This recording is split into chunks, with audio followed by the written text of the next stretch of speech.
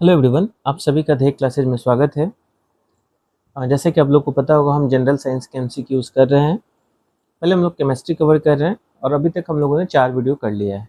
ये आपके जो भी एसएससी के एग्ज़ाम्स होते हैं, रेलवेज़ के एग्ज़ाम होते हैं और स्टेट लेवल के जो एग्ज़ाम्स हैं, सभी के लिए काफ़ी इंपॉर्टेंट होता है जनरल साइंस के जो एमसीक्यूज होते हैं। लेकिन अभी जो हम लोग एमसीक्यूज ले रहे हैं, ये बिहार के किसी न किसी एग्ज़ाम में कभी न कभी पूछा गया है। इसलिए ख़ास तौर पे जो बिहार के एग्ज़ाम्स आने वाले हैं, उसके लिए ये काफ़ी महत्वपूर्ण रहेगा। जहाँ मुझे लगता है मैं आप लोग को समझा भी देता हूँ कि ऐसा क्यों हो रहा है, क्योंकि अब जनरल साइंस जब आप साइंस पढ़ते हैं तो सीधा आप सिर्फ क्वेश्चन का आंसर देख लेने से आप समझ नहीं पाइएगा, जब तक थोड़ा बहुत आपको। इसलिए मैं आपको जहाँ भी ज़रूरत पड़ता है वहाँ मैं कोशिश करता हूँ कि मैं आपको समझा दूँ। तो आइए इस वीडियो में हम लोग क्वेश्चन नंबर 81 से लेके 100 तक करेंगे। 20 क्वेश्चन हम हर वीडियो में करते हैं, तो आइए देखते हैं। क्वेश्चन नंबर 81 जो है वो बोलता है, पीतल किसकी मिश्र धातु है। तो मिश्र धातु मतलब दो या उससे अधिक धातुओं का जो मिश्रण हो गया उसको, या मिक्सचर हो गया।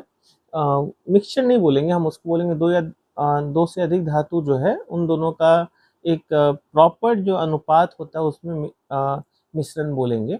तो वो आपका उससे मिश्र धातु बनता है।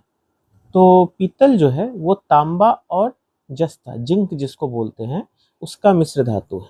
ऑप्शन कॉपर और जिंक, ऑप्शन 3 जो है ये इसका सही आंसर है।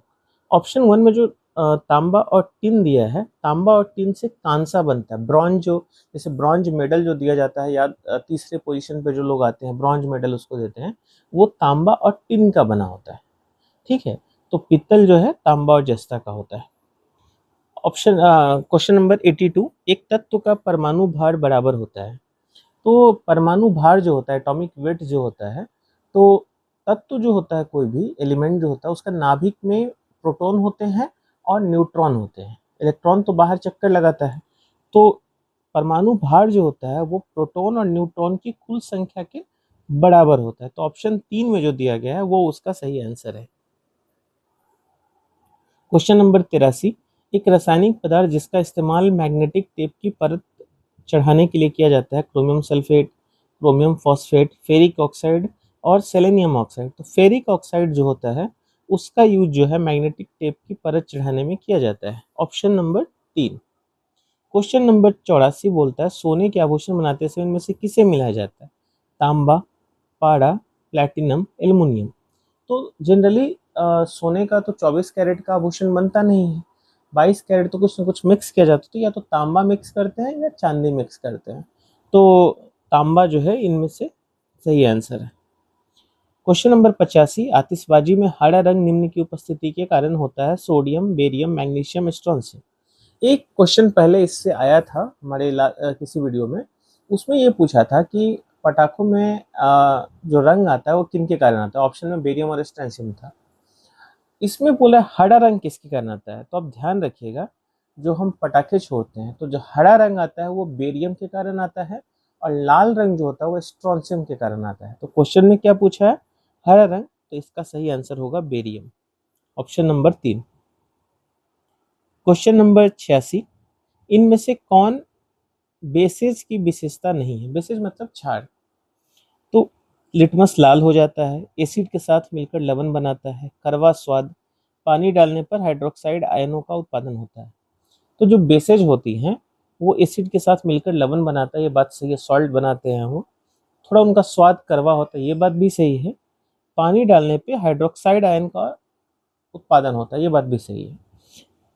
जो अम्ल होते हैं एसिड, वो पानी डालने पे हाइड्रोजन आयन का उत्पादन करते हैं। बेसेस जो होते हैं वो हाइड्रोक्साइड आयन का उत्पादन करते हैं। ऑप्शन 1 जो है वो गलत है, लिटमस लाल हो जाता है, ये गलत है। एसिड जो है वो लिटमस को लाल करता है, बेस लाल नहीं करता है। तो ऑप्शन नंबर 1 जो है इसका सही आंसर है। अब हम क्वेश्चन नंबर 87 पे आएंगे। क्वेश्चन नंबर 87 बोलता है, फिटकिरी गंदे पानी को किस प्रक्रिया द्वारा स्वच्छ करती है। अवशोषण, अधिशोषण, अस्कंदन, अपोहन। अस्कंदन जो है उसको इंग्लिश में कोएगुलेशन बोलते हैं। अस्कंदन होता क्या है, स्कंदन के कारण करती है, लेकिन स्कंदन क्या होता है ये भी मैं थोड़ा आपको समझा देता हूँ। स्कंदन क्या होता है, ये क्या कर देता है कि जितना भी मतलब उसके अंदर जो गंदे पानी के अंदर जो कचरा होता है उसको वो क्या कर देता है, छोटा छोटा कण होता है, उसको वो क्या कर देता है, वो एक साथ जमा करके और नीचे बैठा देता है सतह पे। तो इससे क्या होता है, ऊपर जो पानी मिलता है वो साफ हो जाता है। तो ये जो प्रक्रिया है इसको स्कंदन बोलते हैं। मोती मुख्य रूप से बना होता है तो calcium oxalate, calcium sulphate, calcium carbonate और कैल्शियम ऑक्साइड। तो मोती मुख्य रूप से मोती में कैल्शियम कार्बोनेट होता है। ऑप्शन नंबर 3 सही आंसर है। किस तरल को सार्वभौमिक विलायक के रूप में जाना जाता है, यूनिवर्सल सॉल्वेंट के तौर पे जाना जाता है? पेट्रोल, जल, एल्कोहल, तरल हाइड्रोजन। तो जल जो होता है, वाटर जो होता है, उसको यूनिवर्सल सॉल्वेंट बोलते हैं। क्वेश्चन नंबर 90, पेंसिल में इनमें से किसका उपयोग होता है? ये हम सबको पता है, ग्रेफाइट का यूज होता है। तो ऑप्शन नंबर 1 जो है वो सही है। क्वेश्चन नंबर नॉन स्टिक खाना पका क्वेश्चन नंबर 91, नॉन स्टिक खाना पकाने के बर्तनों के ऊपर किस पदार्थ का आवरण होता है? टेफ्लॉन, पीवीसी, काला रंग, पॉलीस्टीरीन। तो जो खाना जो है बर्तन में चिपके ना, इसलिए जो उसका आवरण होता है वो टेफ्लॉन से बनाया जाता है। क्वेश्चन नंबर 92, हवा क्या है?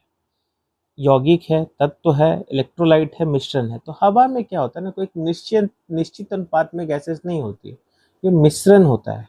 तो ऑप्शन नंबर 4 जो है वो सही आंसर है। लोहे का गैल्वेनाइज कलई करने के लिए किस धातु का प्रयोग होता है? ये पहले भी क्वेश्चन आया था कि लोहे का जो हम कलई करते हैं, जो परत चढ़ाते हैं वो किसका चढ़ाते हैं? जस्ता का, जिंक का, जिससे उस पर जंग ना लगे। क्वेश्चन नंबर 94, इनमें से कौन हरित गृह गैस है? ऑक्सीजन, नाइट्रोजन, मीथेन, इनमें से कोई नहीं। तो मीथेन जो है ये हरित गृह गैस है।